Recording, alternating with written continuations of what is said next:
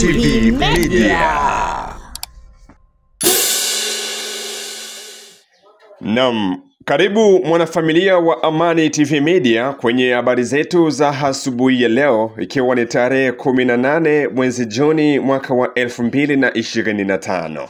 Ninayo furaha ya kuweza kukualika mara tena katika habari zetu za siku ya leo. Lakini ikiwa ni mara yako ya kwanza kupitia chaneli yetu, hakikisha na subscribe, una comment, lakini pia kushare kwa walio wengi, ili na wao waendelee kupata habari zetu za kila saa na kila sekunde. Hii ni Amani TV Media. Karibu kwenye habari za asubuhi ya leo.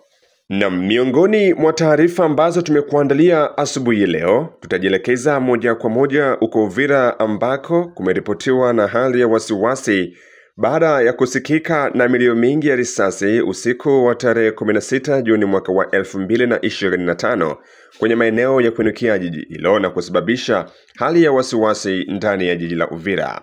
Kwa hivyo, milio hiyo ya risasi iliyozuka na kusababisha hofu kwa raia wapatikanao jijini Uvira iliweza kupelekea shughuli nyingi kuzorota tarehe 17 Juni mwaka wa 2025. Sasa leo, mpendwa wa msikilizaji, tunakuletea ukweli kuhusiana na kile ambacho kinaendelea kwa Uvira, lakini sababu ya kusikika kwa milio hiyo ya risasi. Moja kwa moja tutajiunga na Kelvin Bwisha akiwa ni coordinator wa shirika la kiraia Sosiko DRC, ili tupate kujua kila kitu kuhusiana na kile ambacho kinaendelea katika jiji la Uvira mpaka sasa. Ni kusema paraporo ya masasi ambayo melia jana.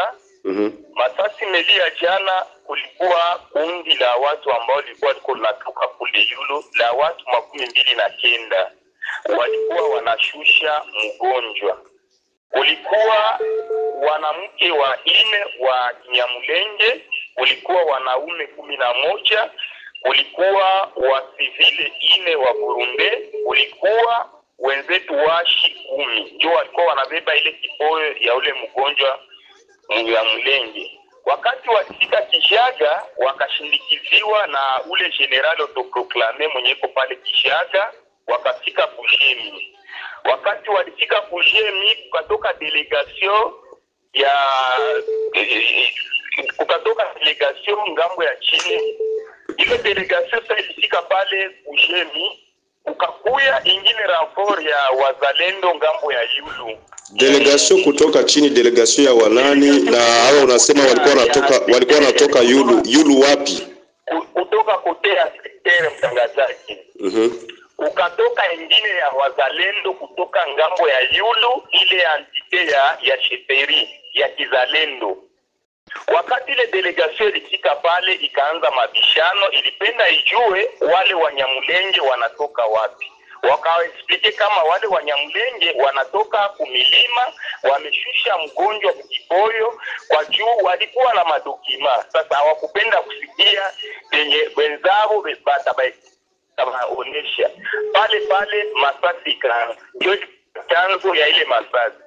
Nikuambia tu wazalendo, wakati wanaona mgonjwa anashushwa kipoyo, wanazierishie. Wakati wanazierishie, usianze mambo ya mapaniki, waanze piga masasi. Hapana, ile ni makosa sana, tumekondana. Na usi walikuwa deja wanashindikiziwa na mwingine general autoproclamé. Vraiment ile paniki mwingine ya vile tumekondane sana, tumeikatala kabisa mtangazaji. On dirait que adui anaingia na hakuna hata adui mwenye anaingia. Neno la pili ni kusema tunafelicite maire de la ville intérimaire parce que lundi amefanya kikao na kabila la wenzetu washi Chinyabuguma, akawarasire sensibilisation yote par rapport ya protection parce que walikuwa wanapata mamenasi fulani umanjia mplaine de la Ruzizi. Ile mambo amemaliza, tumemfelicite sana. Neno la tatu ni kufelicite General René Itongwa kwa kazi ambao amefanya, paske njia ya Uvira mtapizi kulikuwa pia 40 barriere ambao ziko erige. Na kwa kazi amefanya, kwa plaidoyer, kwa pression ambao amefanya, barriere zile zote zilikuwa kwa baki tu barriere sita. Ile ni kazi ambayo tumefelicite parce jana na juzi tumesempe kuinterroger watu ambao wamefrekante ile njia. Jana waliturasire kama zile mabariere kuwa supprime. Na tukisalia bado katika jiji la Uvira, mpendwa msikilizaji na mtazamaji wetu, ni kwamba mazishi ya Kurumeta Pierre ambayo ingefanyika siku ya leo haitofanyika tena. Hiyo ni baada ya serikali kuu kusema kwamba itatuma wajumbe kwa ajili ya kuhakikisha kwamba kamanda huyo wa kizalendo anazikwa na heshima yake huko Uvira. Amani TV Media.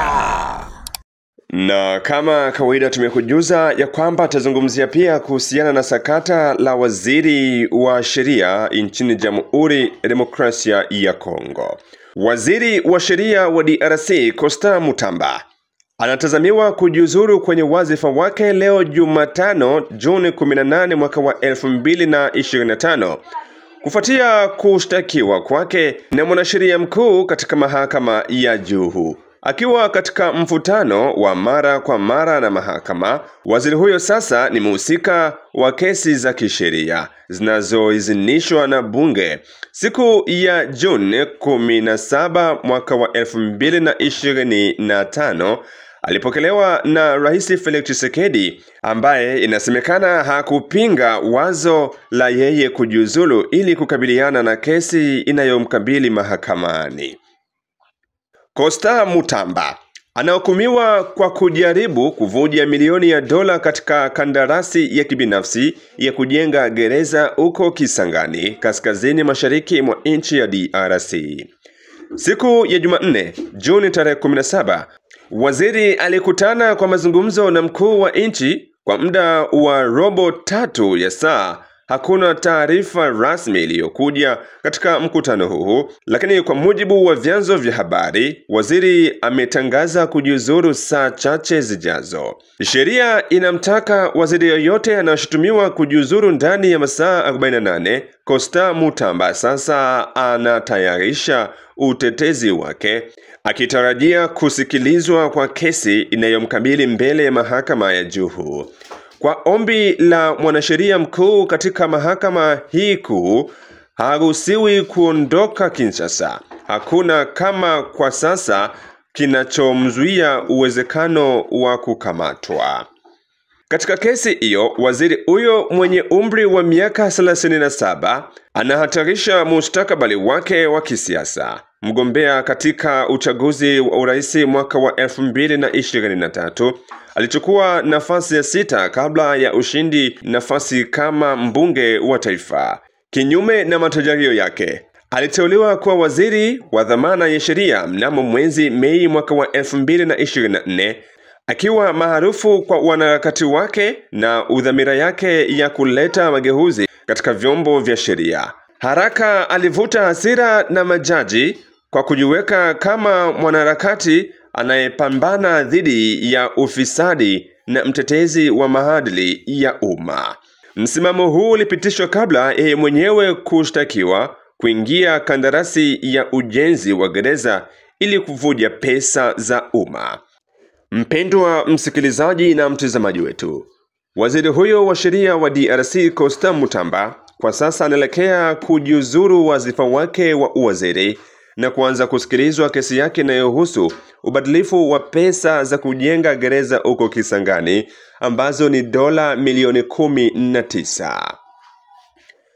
Na mpaka hapa kwenye habari zetu za asubuhi, nasema asante kwa kuwa nasi na asante kwa wewe ambao umesha-subscribe na kujiunga nasi kwenye familia moja ya Amani TV Media ili uendelee kupata habari za ukweli kutoka kote mashariki mwa DRC lakini kote ulimwenguni.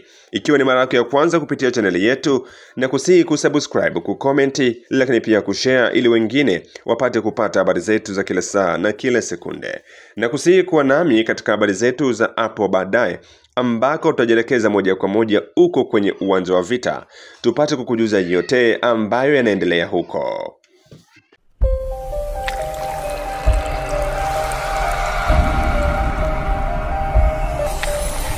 Amani TV Media.